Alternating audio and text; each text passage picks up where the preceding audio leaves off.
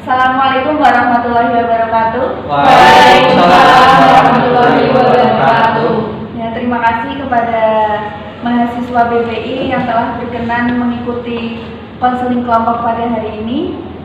Sebelum kita memulai acara pada hari ini, marilah kita berdoa bersama-sama agar acara ini memberikan manfaat dan juga keberkahan solusi untuk kita semua. Berdoa mulai.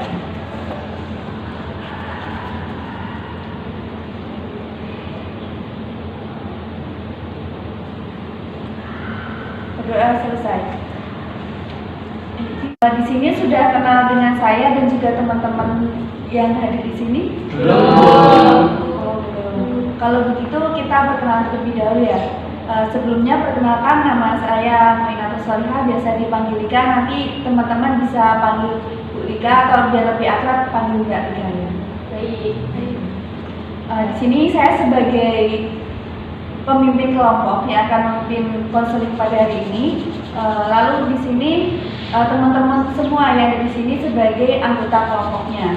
Silakan bisa perkenalan dimulai dari Mbak sebelah kiri saya. Perkenalkan, nama saya Nurwinda Astuti, biasa dipanggil Winda. Halo Mbak. Halo Winda. Lanjut sebelahnya. Perkenalkan, nama saya Muhammad Abdul Wahid, biasa dipanggil Wahid. Halo Wahid. Lanjut. Perkenalkan, nama saya Ali Muhyiddin. Hai. Perkenalkan, nama saya Rita Zara, bisa dipanggil Rizka. Hai. Lanjut. Perkenalkan, nama saya Salsa Dewi Putri, biasa dipanggil Salsa. Hai Salsa. Lanjut. Nama panggilan saya Tarisa. Halo, Kak. Terima kasih karena sudah memperkenalkan diri. Supaya kita lebih akrab dan juga lebih melatih konsentrasi, kita SDG sebentar ya. SDG-nya namanya tepuk sapu. Jadi kalau saya bilang tepuk sapu, gitu, nggak tepuk. Tapi kalau saya bilang tepuk satu, tepuknya satu kali. Kalau saya bilang tepuk dua, tepuknya dua kali. Tepuk dua, gitu ya, bisa ya. Coba kita praktek bareng-bareng ya. Tepuk satu, dua, satu, sapu. Ya, oke, sudah cukup konsentrasi. Kita praktek bareng-bareng ya. Tepuk satu, dua, satu, dua, satu, sapu. Oke. Ternyata di sini sudah konsentrasi semua. Di sini sudah tahu belum apa yang dimaksud dengan konseling kelompok? Belum, Bu. Oke, saya jelaskan terlebih dahulu. Jadi konseling kelompok merupakan kegiatan yang dilakukan antara konselor, yang dimana konselornya itu saya sebagai pemimpin kelompok juga, dan juga pemberian bantuan kepada konseli. Konselinya itu anggota kelompok yang ada di sini. Jadi kalian semua ini sebagai anggota kelompok. Di sini kita akan melakukan konseling dengan cara semua mengungkapkan masalah yang ada dari diri kalian. Kemudian nanti kita pilih satu masalah mana yang harus segera kita selesaikan dan segera diberikan bantuan untuk ada solusinya. Paham? Paham, Bu. Dalam konseling ini memiliki beberapa asas. Yang pertama ada asas kesukarelaan. Jadi di sini saya sebagai konselor dan juga pemimpin kelompok dengan sukarela melakukan konseling pada siang hari ini. Nah, selain saya, di sini juga kalian sebagai anggota kelompok bersedia dengan sukarela mengikuti kegiatan ini. Apakah di sini semua dengan sukarela? Sukarela. Alhamdulillah. Selain asas kesukarelaan, ada asas kerahasiaan, yaitu dalam konseling ini saling menjaga rahasia. Hanya orang-orang yang ada di sini yang berhak tahu dan tidak boleh menyebarkan informasi itu kepada orang lain. Inilah asas yang harus benar-benar kita jaga karena ini kan menyangkut masalah privasi orang.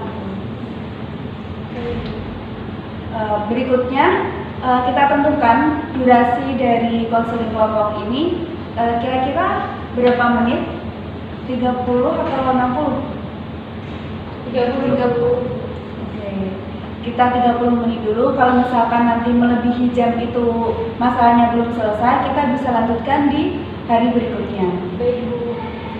langsung saja. Di sini sudah siap untuk melakukan proses konseling? Siap, Siap, Bu. Kita langsung mulai konselingnya. Mungkin untuk mengungkapkan masalahnya terlebih dahulu bisa dimulai dari Mbak Rizka. Saya itu punya masalah mengenai fokus belajar ya Bu ya. Nah ketika saya belajar itu tuh pasti adik saya tuh mengganggu gitu loh Bu. Jadi kan karena saya tuh tipikal orang yang belajarnya harus diam sunyi gitu, tidak ada suara bisik. Nah ketika saya belajar itu pasti ada aja adik saya tuh masuk kamar, manggil, kalau enggak mengajak main, kalau enggak teriak-teriak gitu. Nah jadi ada nggak sih Bu cara lain biar saya tuh tetap fokus dalam lingkungan yang memang di situ tuh rame gitu Bu? Ada nggak tips-tipsnya biar saya tuh bisa belajar fokus gitu? Terima kasih Mbak Rizka. Ini kita tamu dulu ya. Ya. Selanjutnya dari Mbak Tarisa. Silakan.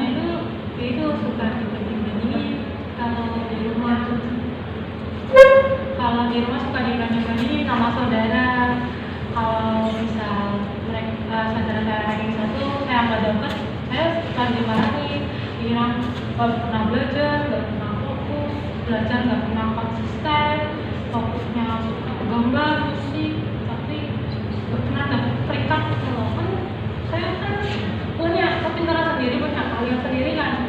Tuh, saya nggak ingin dibandingin sama saudara saya. Kalau misal ibu mau ikut saya lebih perhatian ke saudara saya, ya udah saudara saya jadi anak kandung ya bisa sendiri yang bisa jadi anak angkat.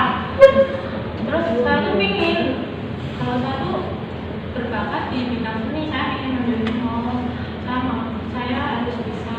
Saya tuh pernah ngomong karena saya capek secara mental dibanding itu. Nah, saya ingin saya terbuka. Saya minta solusi. Terima kasih Mbak Tarisa. Kita tamu dulu ya.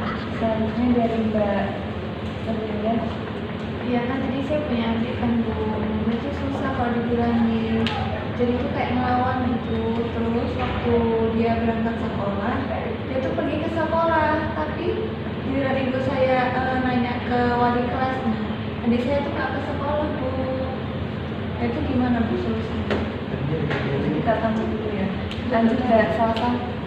Kalau permasalahan saya tuh tim manajemen saya gue berantakan. Jadi ini saya kerja sambil kuliah. Jadi kayak kadang-kadang suka tugas tuh suka kayak sampai deadline. Padahal dulu tuh enggak, cuman saya cuma nggak bisa kalau memberi rencananya juga.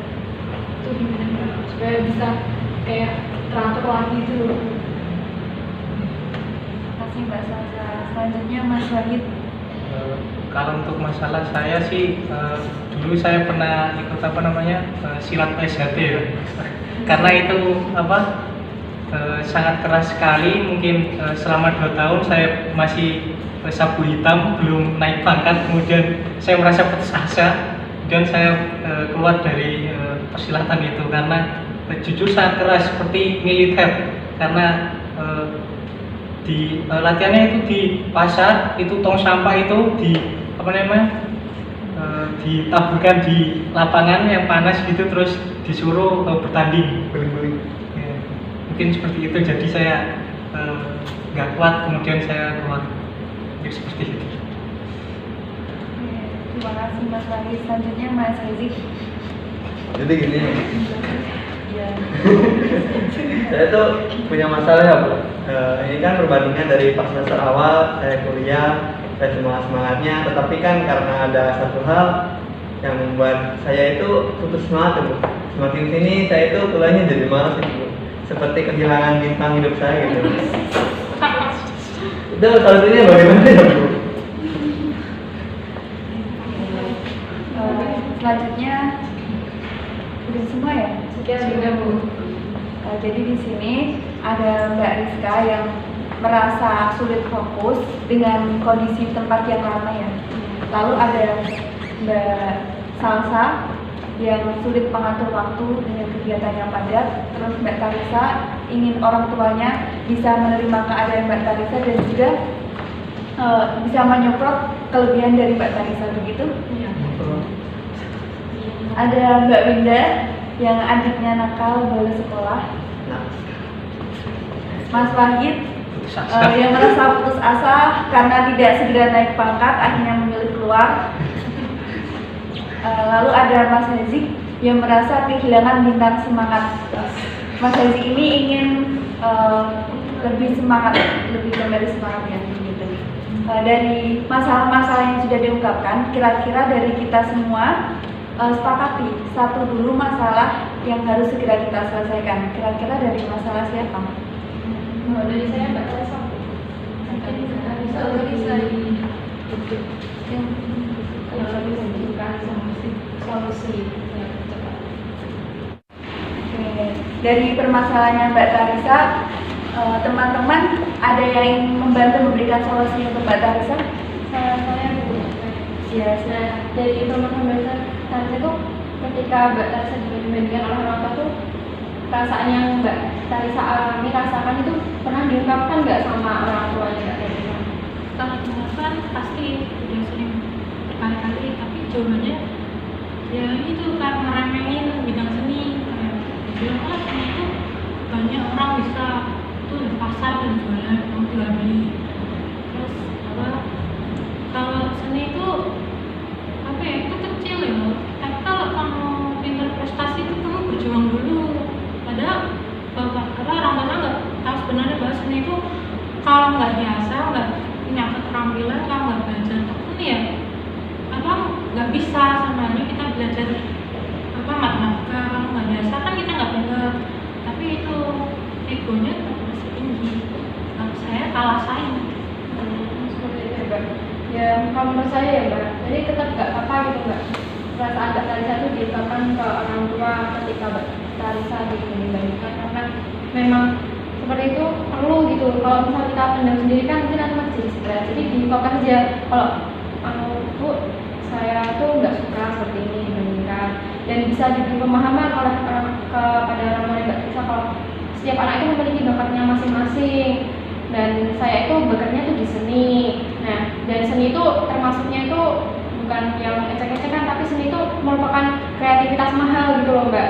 Dan dari seni pun bisa menjadi orang sukses seperti itu. Dan tidak semua yang dari bidang pendidikan akademik itu sukses, dan di luar itu tidak sukses. Itu tidak tergantung pada bakat masing anak-anak dan bagaimana mengembangkannya. Nah, biar orang tuanya Mbak Tarisa itu bisa percaya, itu tuh mungkin Mbak Tarisa bisa coba ikut perlombaan seni. Nah, kalau misalnya awal-awal gagal tuh nggak apa-apa, itu kan suatu proses ya Mbak untuk menuju keberhasilan gitu.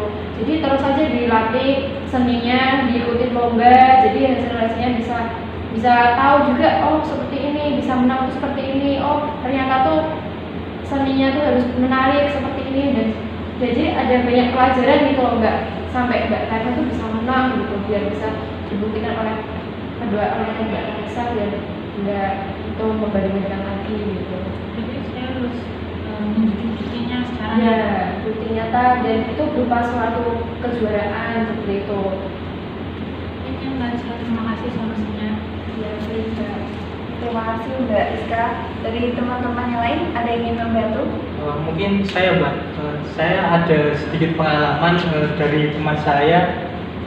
Dulu itu mungkin dia itu didiskriminasi ya, karena soalnya jujur dia itu kulitnya sangat hitam dan sempat dijuluki Malika, kan, tetapi ternyata saat dia didiskriminasi ternyata dia itu memiliki bakat terpendam, dan bakat terpendamnya itu bisa melukis di tembok, bakat melukis wajah pun bisa, dan saya punya buktinya Mbak ini. Nah, seperti ini Mbak. Gambarnya sangat bagus. Bagus ya Mas ya. Ya mungkin seperti itu Mbak. Jadi setelah dia menang di kejuaraan ini, kemudian ada teman saya perempuan itu minta dilukisin wajahnya. Kemudian dia membandrol kalau untuk lukis wajah kalau segini, seginilah itu, setengah badan itu dibanderol 100.000. Tapi itu hanya pakai pensil. Kalau dilukis pakai pewarna itu 200 gitu Mbak. Mungkin kalau Mbak Tarisa ingin menunjukkan kepada orang tua, mungkin mulai diasah lagi dalam melukis maupun misal pandai fotografer, bisa memoto apa yang Mbak tadi suka, misal pemandangan alam mungkin seperti itu. Ya, jadi dari masalahnya Mbak ya namanya.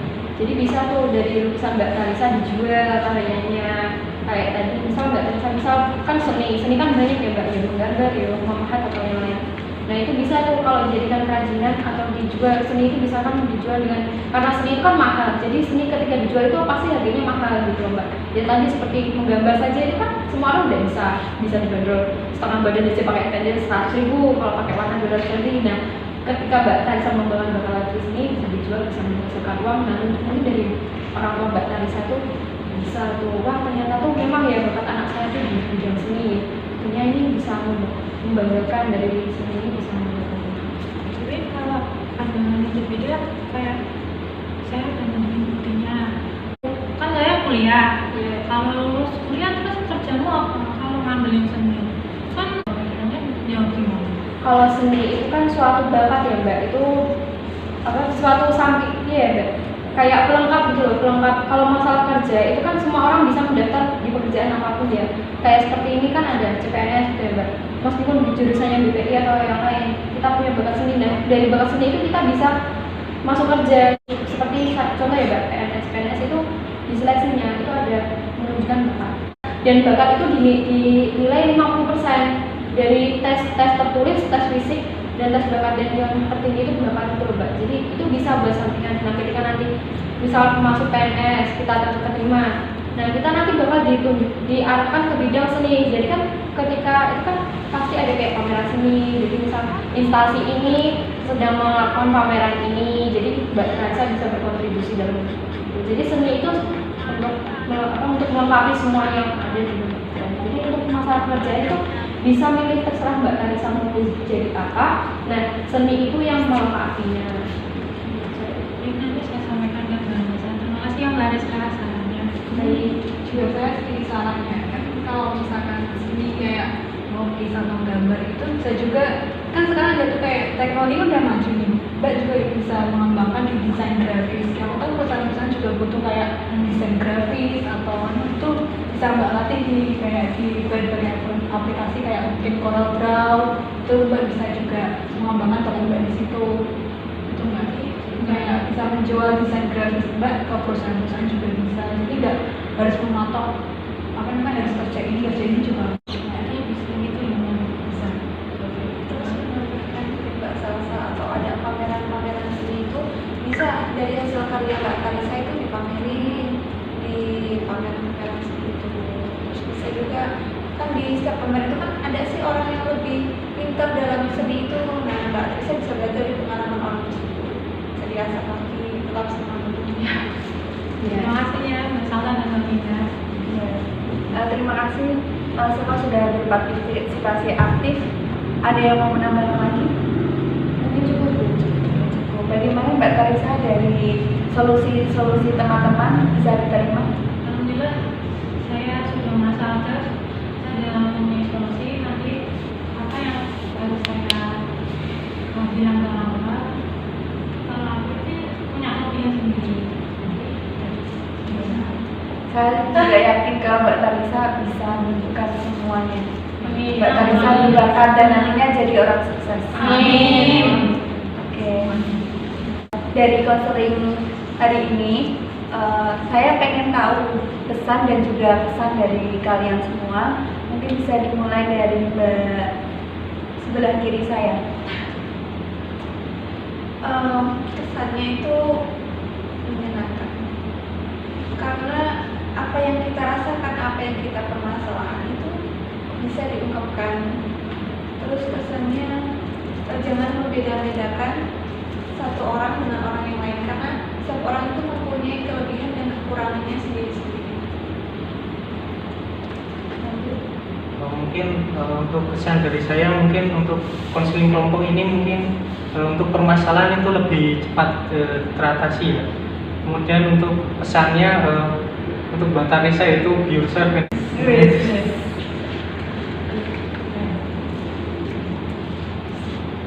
kalau dari saya tuh kesannya itu menyenangkan ya Mbak ya dari konseling. Jadi permasalahan yang kita itu cepat terselesaikan tadi seperti dikatakan Mbak Winda dan Mas Fakih.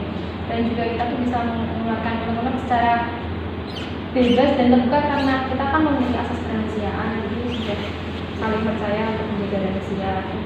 Kesannya itu lebih komunikatif dan gitu ya Mbak ya, untuk kedepannya konselingnya memberi solusi yang lebih baik.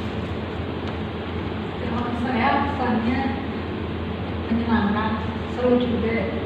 Sih juga solusi cepat juga masalah-masalah. Terus kalau pesannya buat Mbak Tarisa sendiri nggak usah merasa rendah diri atau merasa aku nggak pintar. Setiap orang punya kepintaran di bidangnya masing-masing. Dari Mbak Tarisa. Kalau pesan saya sih, saya merasakan ini baru pertama kali ikut konseling di Lombok, jadi saya bisa mencurahkan isi hati saya. Apalagi kan di sini ada asas keterbukaan, jadi saya berani menyampaikan secara terbuka. Apalagi ditambah ada asas kerahasiaan, jadi saya yakin kalau rahasia saya bisa dijamin aman. Ya, terima kasih tambahan dari saya. Harapan saya semoga untuk konseling hari ini tidak hanya berakhir di hari ini, tetapi di hari selanjutnya kita juga melakukan konseling kelompok lagi. Pesan saya untuk Mbak Tarisa, tetap semangat. Mbak Tarisa punya bakat, tunjukkan kepada mereka bahwa Mbak Tarisa itu mampu. Mbak Tarisa bisa sukses dengan jalan Mbak Tarisa. Semangat. Makasih ya Bu. Ya, sama-sama. Baiklah, karena konseling hari ini sudah lebih dari 30 menit, kita cukupkan sekian. Untuk masalah-masalah berikutnya bisa kita bahas di kemudian hari, di hari Kamis depan. Kita cukupkan konseling hari ini. Mari kita tutup dengan berdoa bersama. Berdoa mulai.